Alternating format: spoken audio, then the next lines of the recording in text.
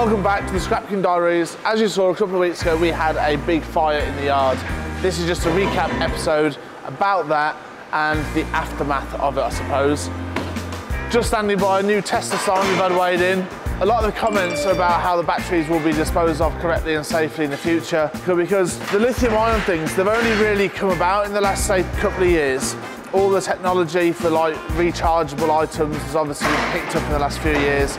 And after like the 2 years life of one of those products, they're slowly making their way into the scrap recycling side of it. Nobody really knows what to do with them at the moment. It's quite a grey area. Speak to other merchants in the trade and they're all saying the same thing. We had loads of calls and comments and people phoning me in the industry, expressing, you know, that they hope there was no damage to the fire and everything, which is really nice people. But they're all saying the same thing, which is there's no real like proper, easy way to recycle them yet or dispose of them correctly. I think there's one firm that we know of that's doing it. They're charging a fortune. So obviously that's, at the end of the day, if we get charged a fortune, because it's a very monopolised market with only one person doing it, we're going to have to pass that on to our customers, which is what we don't want to do. So over the next few years, the amount of like lithium-ion batteries and car batteries, especially in things like Teslas, once their life runs out in the next 4 or 5 years and Teslas start getting weighed in, we're going to have to address the issue. We're going to have to come up with a solution. Otherwise, loads more fires like you see or very expensive disposal costs. So I'm asking now the industry and anyone out there if they can figure out a way to dispose of these things correctly. That would be fantastic. So let's go over to the scrap pile and talk about what happened to the scrap that burned. So in Richard's famous saying, as you can see, the yard is rammed again. Full line of customers, all the wagons are busy. We've got queues into the non-ferrous, queues down the road. It's really busy at the moment, which is fantastic for us. Now, probably the only silver lining from the fire is the like 100 ton of scrap that was actually burned was worth more money after the fire. Long story short, the fire actually cleaned it. It burnt off all the contaminants, all the plastic, wood, waste, everything. So it was just really immaculately cut scrap. That was worth more money. As it is, the cost of processing the burnt scrap after the fire, it made more sense just to sell it as it is without having to actually put it through the machine, which, you know, was great for us. We had a really, really good Saturday, technically, the day after the fire. But the cost that we would have earned on the burnt scrap probably hasn't covered the small amount of damage that we did get, which was we lost 2 cameras on the back wall, 2 lights, and obviously our security team have come out, replaced the cameras, replaced the lights, and I think for a bill that was like, I think it would be about 5 or 6 grand. It could have been so much more. Nice one. Where's he going? Left and down.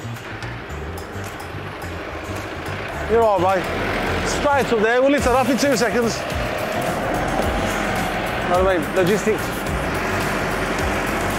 You're all right, mate. Steiners will just steal. If you, yeah, straight up there, it's only 1 lift, mate. All you'll have to strip it, don't worry. Straight up that side. If anyone asks you, just tell them Richard let you in. Cheers, mate. Yeah, where that lorry is now, there's a set of scales in the ground, mate. Just see them. Cheers, mate, thank you. So that's how to do it logistically. Get the vans into a tipping first, not stripping. In, out, nice and clear. That's it, but it has been very busy. Prices dropped a little bit, but now they're going up, which is a good sign. So just keep it coming in. Any scrap, email, phone us, we give you the best price possible. And that's it, and you can weigh your scrap into the UK's #1 yard. Harry's over at the Taurus, trying to get up to date with it and get it back to 100% working fine. Yeah, I'll start again, it don't make fucking sense.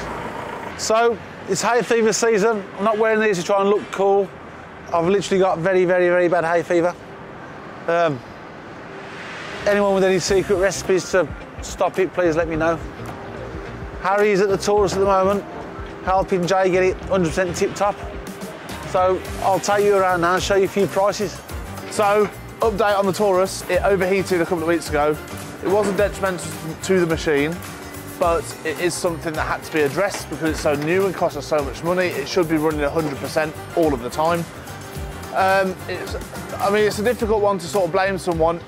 The Caterpillar engines are in the back corner of the yard and they've got the walls surrounding it. And I believe, long story short, where the machine is situated, there isn't enough air inflow and air outflow to keep the engines cool, that area is like quite, I don't know, compact. Pardon? What? What? Confined, that's the word, yeah, that's the one, it's confined. So it gets hot. It blew the radiator cap off. Taurus have been fantastic with the after service. They have taken over now and they are redesigning all of the air intakes and exhaust systems. For now, we've took the soundproofing off.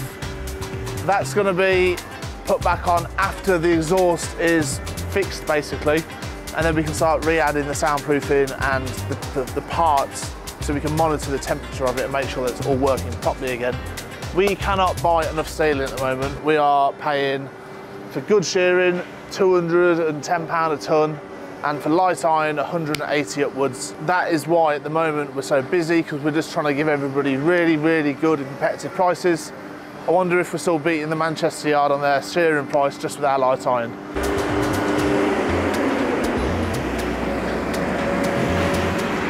So this week we have increased our price on discs. If you can deliver them, it's £320 a tonne. Last week these discs were £280 a tonne. This week it's £320. So luckily this Saturday, because the price has gone up, we might be able to afford a Chinese instead of a pot noodle. Motors have gone up a little bit. This week we're paying £775 a tonne. Last week is about £750. So if you've got a spare container floated about somewhere, just send it down, we'll load it. Harry likes loading people's containers without even looking at the paperwork. And because we are churning out over 1,000 tonne a week of 1 and 2 now, the blades are due another change. Happens, how long do we do it? About every 4 weeks, something like that? Yeah, every 4 to 6 weeks we have to change the blades. If we are just chopping away out of girders, you probably have to do them even sooner than that, but we try to build that up and blast it through one go. So a lot of the stuff that goes through the machine is lighter and the blades are able to last a little bit longer then. But they're due another one. What happens when the blades get dull or not sharp is cutting time gets a bit longer. Your scrap doesn't look as good when it comes out of the machine. It looks like a bit more rough, so it's definitely time to get them done. We're just waiting for the bolts to arrive and then we can change it straight away and then back to 100% then. So Taurus, keep smashing it. Oh, there's one more update. We have Lego blocks stacked 3 high and about 9 of them. That is basically there as just a concealing wall to stop the scrap getting close to the shear. After the fire, we thought we need to upgrade sort of the defence for the machine, so we've actually booked in Mick to redo our retaining walls are made of these fireproof concrete sheets, and we're actually having a full wall installed over here now to come out even further, and it's going to go up about 6 sheets high. So that's like, God, I don't know how tall it is. That's like 30, 40 foot in the air, this wall is. So any fires that could potentially happen in the future will be held back a lot easier from the machine, because that's the one thing that we were all petrified of, is the fire spreading down the scrap and eventually, like there's a diesel tank in that corner, like eventually get into that area and I would have just jumped, threw myself straight off a bridge. So talking of bridges, so last post-fire update, the weighbridge we've got that's sunken into the ground was completely flooded, but because we've had it before, through experience, we knew to turn it off straight away, so no electricity was going through it, and that saved the bridge. We were expecting to get Shropshire scales back out to basically new load cells, new circuit boards, the locks that would have been fried. We actually saved it, which was an absolute relief for us. So imagine our yard being so busy with only one weighbridge, it would have been like impossible to actually run the yard on the day. Yeah, the water where we're stood now was probably 3 or 4 inches deep, completely submerged it for 12 hours. Luckily it's in the summer and it evaporated very quickly. Little pump, by the end of play Saturday, I think we turned it on and it was working fine. We checked it. That has saved us so much aggro. Not even the money wise, not bothered about that. The aggro of having a 1 in, 1 out would have been an absolute nightmare. So all in all, post-fire, limited damage, really lucky, but these lithium-ion batteries are going to be a problem. So if anybody out there that has any more information on it or can dispose of them correctly, wants to show off how it's done or show everybody how they are recycled, drop a comment, hit me up, email us. I'd love to do a video with you, and I'd love to learn more about how we can safely dispose of these batteries in the future. Light iron, last week it dropped to about 160 a tonne. This week we're paying 190. The best price, that is why we're so busy. Why, Steve, what you doing? Because Mommy's ain't very happy with me because I went out with you. What did we do? Nothing really. just took me. Do you know what the trouble was? No. 12 points. I think it was a lot more than that. Yeah, true. To be fair, I think it was a hell of a lot more than 12 points. I lost it though, and I'm 58. I'm 15 years old. And he was the only one that pulled a bird. I didn't pull a bird at all. But I stayed on my face. Oh man. It's hard work keeping track of all these. Lee, come here. Can you just tell everybody how great your Saturday night was? Oh, Saturday night was fantastic. I spent a £5. And what was you sitting on toilets? No, it was, I found Stanley's toilet. Where was that? Outside that, I don't know, in the high street. Outside McDonald's. McDonald's Yeah. toilet? Yeah. You didn't eat from there. So we sponsored a friend of mine, Dave Butlin, on his second pro fight, and we took the work lads. We had a good night. Half of them were hammered. I was alright, wasn't I? You were right, yeah. You were like a mature, sensible one. A couple of them, we've had videos in the WhatsApp groups of being sick on the way home, including Richard. Richard's a big fan of Pop World. I threw that on them and Mark. Put it over the reds. Them silly things. Yeah, the Hawaiian things. Richard loves them, and he had a big blow-up banana at one point. He was throwing around. He was. I was sober. I actually drove. Yeah, it was good. Sean's a bit worse for wear in the roll-on. Who else was worse for wear? Galvin was just off his head. You were all right. I was alright. Jay. 10 JDs and Cokes and I was alright. Jay in the Shia was pissed out of his head. Yeah? Yeah. And we tried. Thought you said he could handle it. He can't handle it, no chance. I'm the only one that can handle it around here. And me. Trust me. Mate, you seen it with your own eyes? And the best thing was,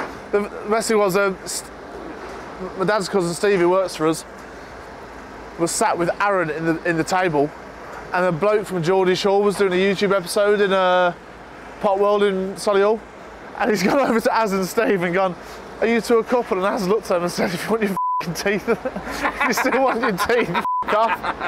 Oh man, that was funny. So that was a good night. Dave Butlin won his second fight, unanimous points decision. Fantastic. Henry came with us. I said to him, if you do a full week at work, I'll buy a ticket for you. He did it. So on the Saturday, he met us there. We timed it.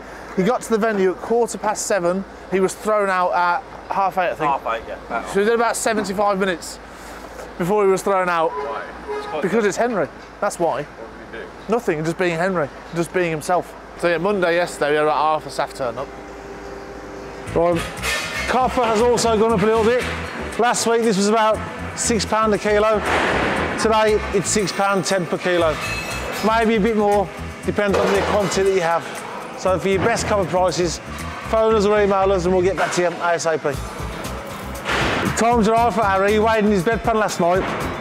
Got a fiver for it. Brass, last week was about £3.90 a kilo. This week it's £4 a kilo minimum. So any brass, get it down. That's it. Get soft. Nice.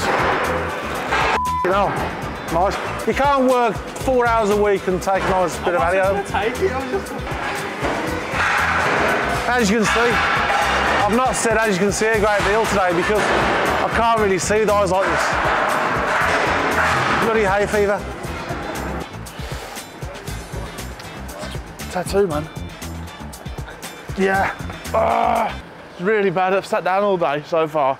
Bit of walking, it's itching. F***ing hell. Phil, you're like a picture of Men's Health, aren't you? Hello. Like a picture of Men's Health. Be on the magazine cover soon. So as you've seen in the last few episodes, we have been astronomically busy. That's not even down to good timing on wheels here so we can film the busy times. The yard has just been absolutely manic for God knows how long now.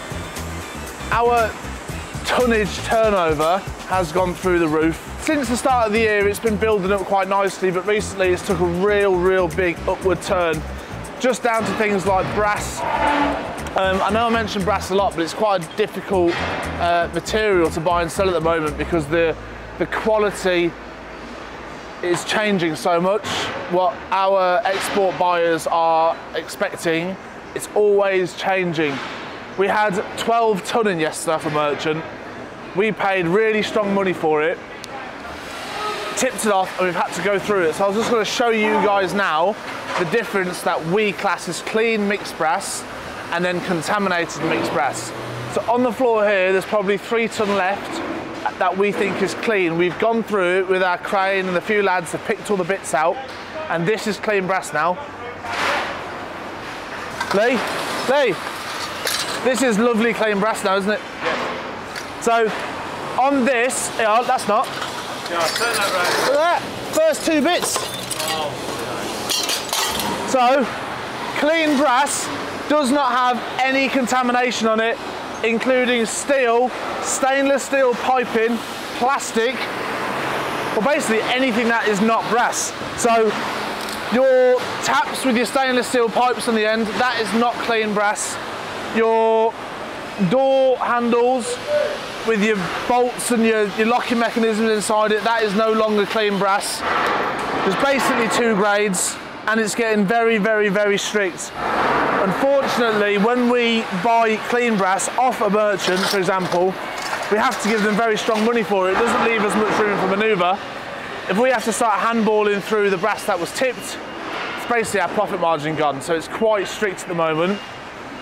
So obviously I picked a few bits out, but that is now pretty much bang on clean, ready to go out. And this is the rejected stuff that we picked out of it earlier. Out of the 12 ton of brass, we've got 4 bins here that we've had to segregate. And it's all items like this, a tap with a bit of steel spring on it or whatever.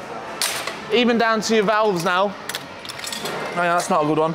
Even down to your brass radiator tap valve things.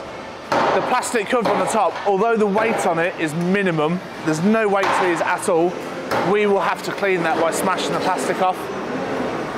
So all of this has been taken out, a few elements. Anything with plastic on has got to be removed. That is, although it's, it's got a little bit of copper on, a nice brass valve, the plastic on the top wrecks it. We're still in a sort of awkward spot because a lot of people are still used to selling mixed brass. They believe that they have got clean brass and they deliver it as clean, but it's just not. Things are changing, and if you're not keeping up to date with like the new quality control sort of thing of it, you're going to get stuck then because you've obviously overpaid for your stock and then you're trying to sell it and it's hard work. You've got to be on the ball with it now. The only issue is this is like labour intensive to take the stuff out, and then obviously this stuff now has then got to go over to the cropper and actually get cleaned up so we can put it in our clean brass. So that's a bit awkward at the moment. This time next week, yo. Lee!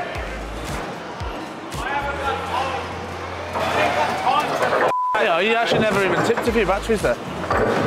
This time next week, are you looking forward to the airport pint picture? no. Lee! Here you are. One more thing. There's been a comment about you. What's that? We'll read it out. I'm a guy or something. No, actually it's quite nice. Is it? As if I ain't seen Lee for years, man. Then he pops up on here, sound lad back when he was younger. What happened to you? I grew up. Stop being the party animal. Party animal. Do you know who that is? I have no idea. Ad Hart. Ask him. Ad Hartshorn Ask him to put 2589. a real name and I might know him. Yeah. That's So what, Maybe an ex-lover. Maybe an ex-lover. Fanboy. fanboy. Yeah. From your party days. Where are you going next week? Ibiza. What's wrong with that? Ibiza and all them. Have you been to Ibiza before? No, I'd never go to Ibiza. You just like Brighton and Bournemouth and places like that, don't you? No. I've heard you do. No. That's your kind of I heard place. you like Quinton on a Saturday night, didn't you?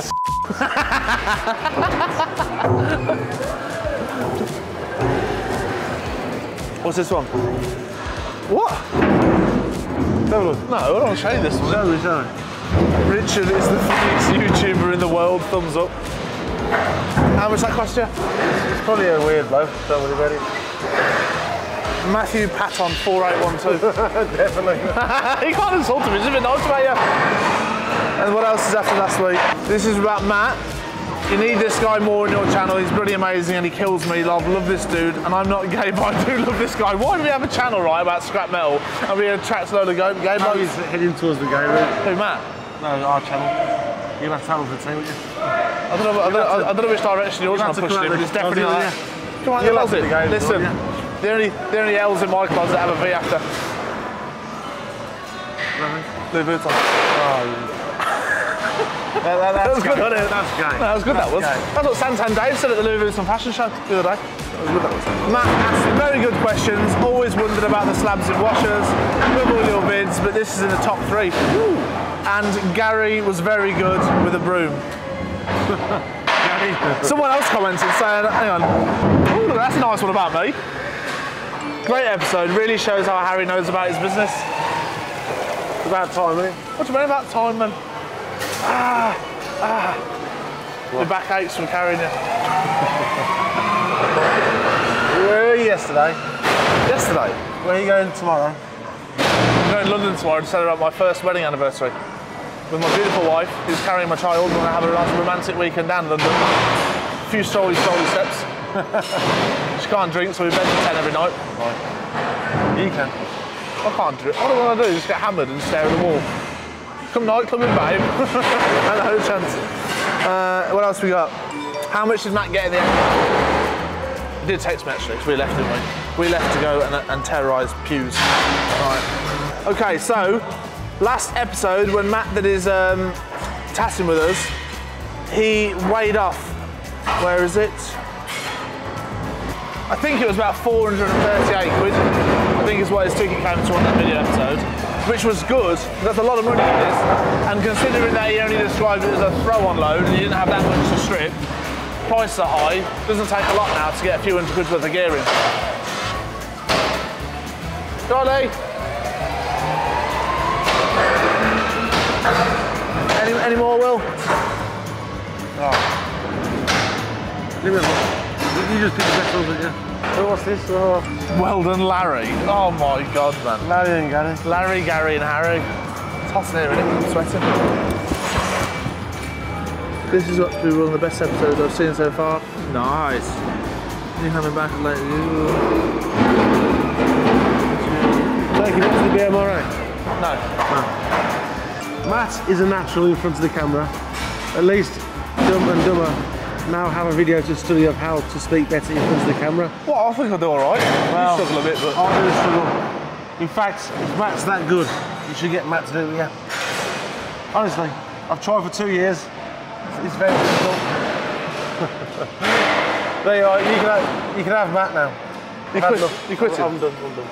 Oh, I've had enough. of scrap and just everything. Not scrap, just for YouTube, because comments like that really upset me. So I'll see you in the office later.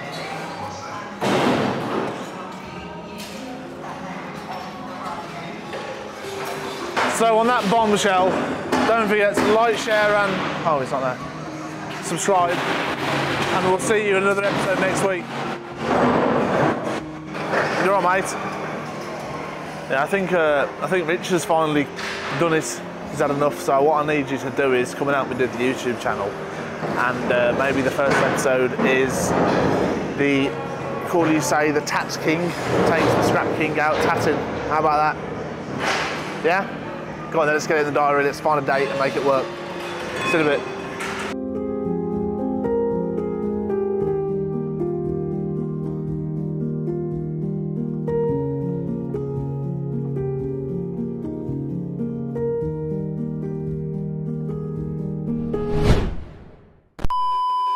Harry's over at the Taurus, trying to get up to date with it and get it back to 100% working fine. Yeah, I'll start again, it don't make sense. Right, the marking for this dropped a little bit, but now it's got, oh, for sake, man. Right, ready.